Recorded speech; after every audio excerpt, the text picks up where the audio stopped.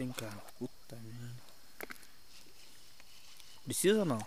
Deixa embaixo aí. Precisa, deixa dentro d'água. Foi ali dentro.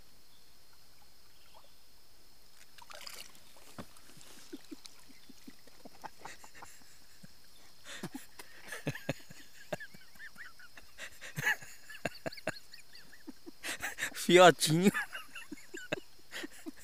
Puta merda, cara. Da hora pra caralho, hein, cara.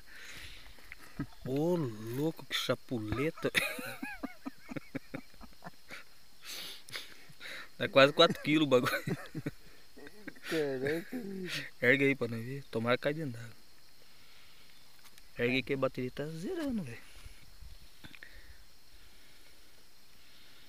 Puta merda, filé, hein, cara.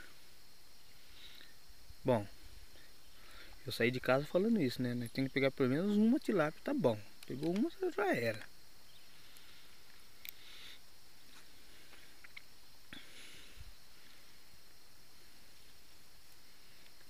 Vai demorar 15 dias, vai acabar a bateria, pô. Tá pitando a luzinha aqui já. Ficar fazendo gracinha com o lambarizinho disso aí.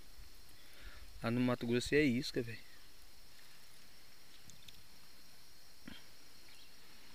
Caraca, é grande? Vira ela, não, assim, agora vai virando ela pra ver o comprimento dela. Vamos ver se dá 80 centímetros. Aí, ó. Ó. Ó. Ó, quer ver? Ó.